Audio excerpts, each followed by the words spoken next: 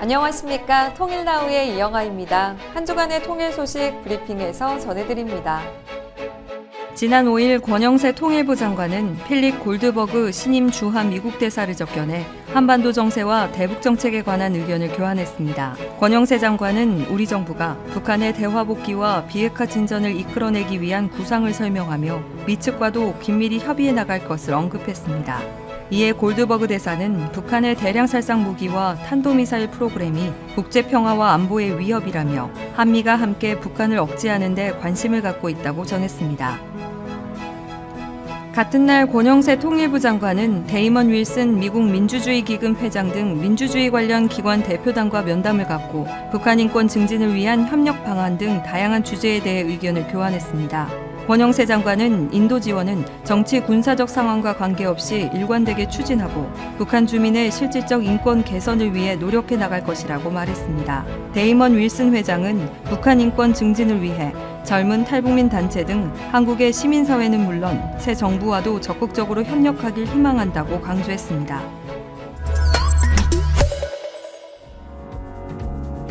매일 삼시세끼 10인분의 눈꽃을 새 없이 바쁜 일상이지만 아이들과 함께하는 순간이 가장 재미있다는 총각엄마. 지난 1편에 이어 총각엄마와 아이들의 학교 생활과 통일에 대한 생각을 함께 나눠봅니다.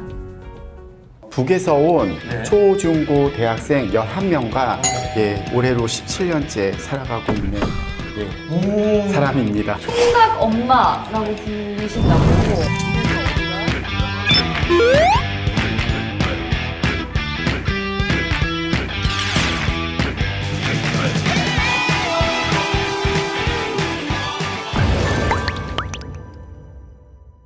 혹시 그럼 진짜 나이가 어떻게 되시는지? 네. 95학번이고요. 저랑 차이 안 나시네요. 아, 그러면은 20대 올해 47. 예.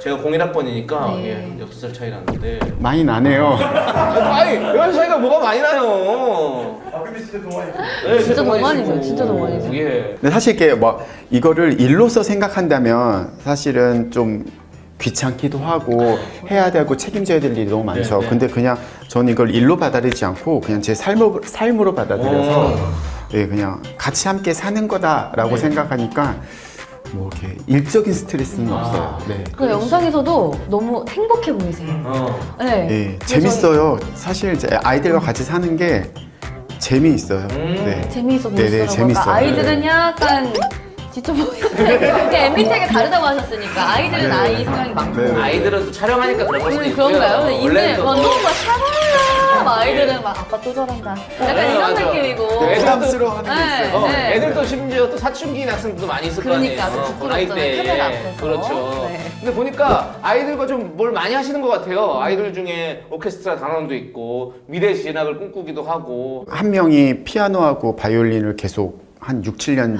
재능이 있었구나. 네네 좋아하고요. 그래가지고 학교에서 그 음악 선생님이 얘는 꼭 예중 예고를 준비하는 정도의 수준의 실력이다. 뭔가 좀 하면 어떻겠냐라고 하는데 본인은 또 그쪽 진로를 생각하지 않아요. 그냥 자기는 다른 일을 하지만 이거는 그냥 취미로 하고 싶다라고 해서 그러면은 그 청소년 오케스트라로 한번 들어가서 활동하는 거 어떻겠냐라고 했더니 좋아하더라고요. 그래서 거기서 한 2년간 했었어요. 네. 그럼 이렇게 함께 살다가 성이 돼서 이렇게 지금 다 자립을 하잖아요. 네. 그럼 그 친구들이 어떤 뭐 일들을 좀 또 하고 있는지.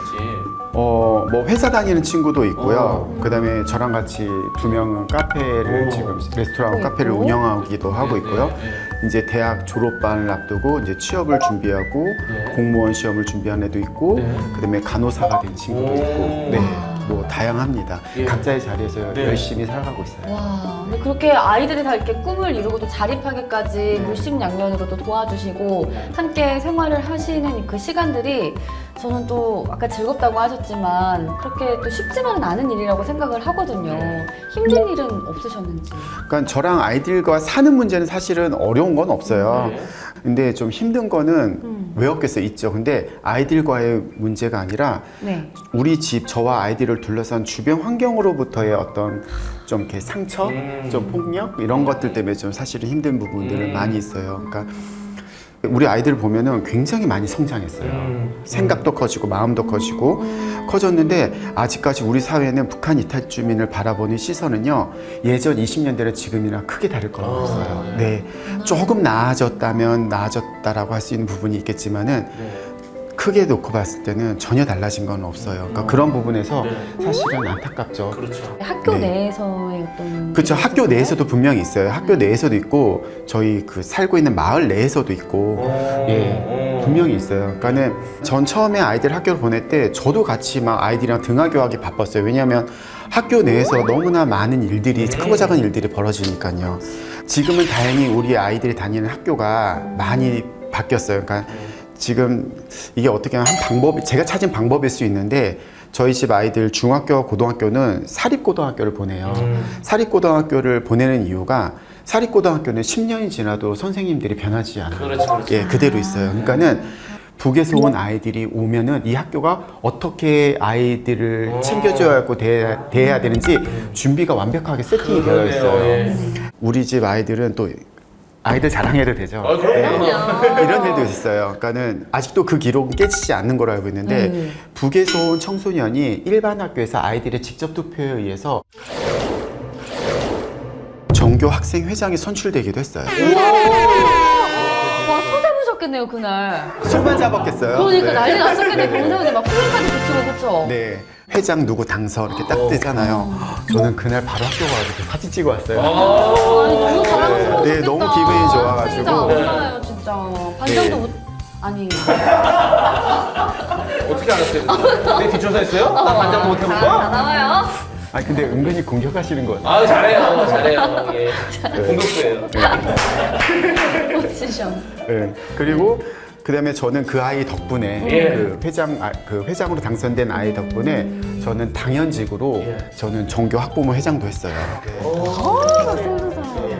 네, 사실 이것도 뭐 기록의 공식적 기록은 아니지만 네네. 사실 결혼 안 한 총각이 일반 학교에서 학부모 회장 하기는 쉽진 않잖아요. 그렇죠, 그렇죠. 왜냐면 이 전교의 어머니들과 같이 이렇게 준비해야 되는 일들이 많이 있어요. 아 거기서는 인기 엄청 많으셨겠네요. 그쵸. 그 치맛바람 속에서 바짓바람이 네. 또 있었을 거고. 그러니까 엄마들이 그쵸? 너무 적극적이었어요. 네. 그러니까는 아 요번에 학부모 간부가 되면은 저 총각하고 같이 놀 수 있으니까. 아 그리고 또 워낙 인사시니까 네, ENFP 이런 분이랑 놀면 재밌거든요. 재밌거든요. 근데 또 이 외에도 사실 저희가 들은 이야기들이 굉장히 많습니다. 네. 이 다큐멘터리 영화도 출연하시고 또 3분 8초 단편 영화제도 운영을 하세요. 아 뭐 이렇게 타이틀이 거창한 거지 사실 네. 그렇게 거창한 건 아니고요. 우선은 영화 출연은요 저하고 아이들이 사는 모습을 1년 5개월 동안 촬영을 했고 그 촬영한 내용을 갖고 다큐멘터리 영화가 만들었어요. 제목이 네네. 우리 가족이라고 해서 예, 전국 개봉까지는 했는데 오. 예, 근데 뭐 관람객 수는 뭐 1000명도 안 돼요. 네. 저도 개봉을 개봉한다는 거 했다는데 없이 어려운 시기에. 아 저는 네네. 백종원 선생님이 이렇게 바쁜 분 처음 봐요. 아이들이 좀 생각했을 때는 남미나 북이나 통일에 대해서는 어떻게 생각하는지. 저와 만나는 사람들한테 다들 물어봐요. 통일될 것 같아요? 라고 저한테 물어보는 사람도 많이 있어요. 근데 통일이라는 단어를 놓고 이야기했을 때 되게 막연해요. 많은 부분들이요. 근데 저는 쉽게 사람들한테 뭐라고 얘기하냐면요. 통일은요, 우리 집 아이들이 고향으로 가는 거라고 생각해요. 우리 집 아이들이 가족을 만나고 친구를 만나고 친지를 만나는 게 저는 그게 통일이라고 생각해요. 그러니까 우리 아이들의 친구들, 우리 아이들의 선생님들, 우리가 살고 있는 우리 동네 마을 주민들 모두가 통일은 아, 이 아이들이 가족을 만나는 거, 이 아이들이 고향을 갈 수 있는 거라는 마음으로 그런 시각으로 바라봐야지 정상끼리 만나서 합의해야 되고 막 이렇게 나아가면 너무 어려운 얘기죠. 그래서 저는 이렇게 말씀드리고 싶어요. 통일은. 네. 아, 우리 이제 총각 엄마님의 네. 이야기를 들으니까 진짜 우리 사회에서 탈북 청소년들이 어떻게 생활을 하는지 알 수도 있었고 또 앞으로 어떤 준비를 해 가야 되는구나라고 네. 또 생각을 할 수 있던 네. 그런 시간이었던 것 같습니다. 앞으로 또 어떤 계획이 있으실지 너무 궁금해요. 계획 있으세요 또? 네네네. 혹시? 그러니까 계획이라는 게 사실은 아까도 우리 그냥 우스갯소리 넘어갔지만 ENFP라 예. 계획을 못해요. 맞아. 예. 맞아. 예. 오늘 하고 싶은 게 나의 계획이다. 네, 그러니까 지금 당장 눈에 보이는 꽂히는 거 보면 이거 할까? 이렇게 무서워. 눈이 대부분, 반짝반짝해 네. 지금. 또 뭔가 새로운 거 하실 것 같아. 전 대부분 제가 네. 지금까지 벌린 일들이 어떤 계획하에 된 게 하나도 없어요. 그게 진짜 큰 문제예요. 문제는 문제예요. 좀. 근데 계획이 문제지만 또 이렇게 추진력으로 또 이렇게 또 재미난 일들을 하니까. 네네. 자, 통일학상 여러분들 다음 주도 기대해 주십시오. 여러분 안녕히 계세요. 여러분, 용치를 아시나요? 전차를 막기 위해 설치한 인공 구조물인데요. 이 용치를 찾아다니며 사진으로 기록해온 작가가 있습니다. 엄상빈 작가의 사진전 용치 여지도를 만나보시죠. 우리나라 곳곳에 있는 용의 이빨 용치. 엄상빈 작가를 따라 용치의 비밀을 파헤쳐 봅니다.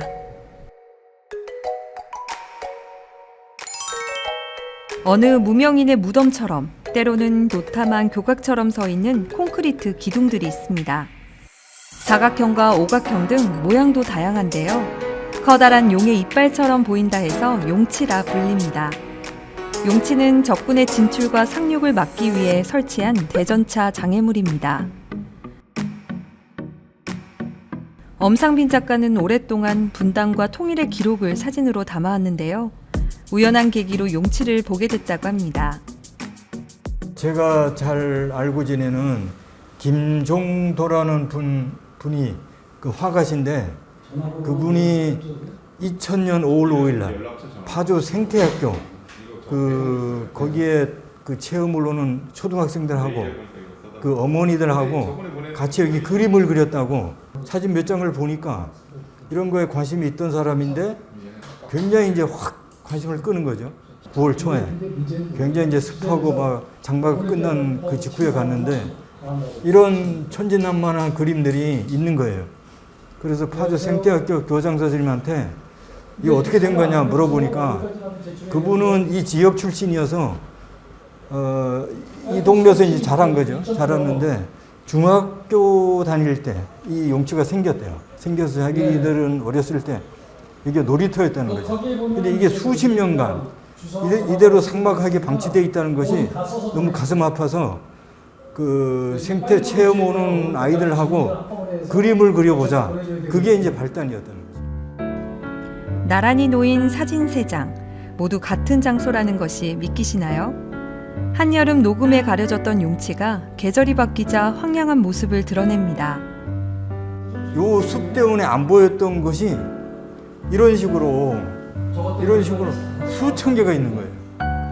이 규모가 굉장하구나. 이런 걸 이제 알게 된 거죠.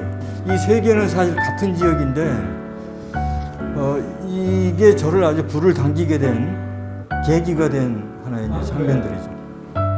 한국전쟁 당시 우리 군은 소련제 T-34 탱크를 앞세우고 남하하는 인민군에 밀렸던 경험이 있습니다.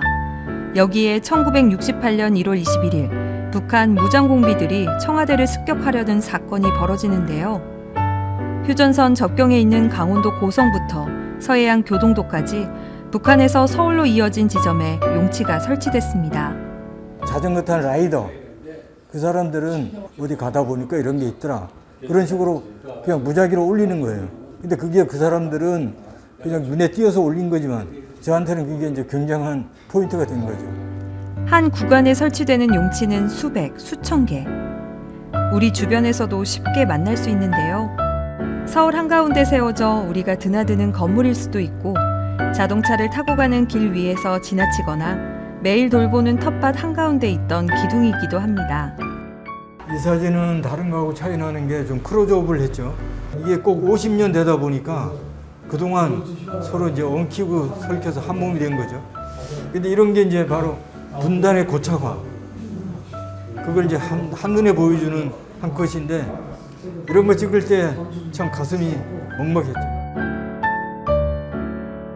전설이 돼버린 용처럼 전쟁과 분단의 상처인 용치도 우리에게 전설 속 유물이 되길 바라봅니다. 이상으로 통일나우를 마칩니다. 시청해주신 여러분 고맙습니다.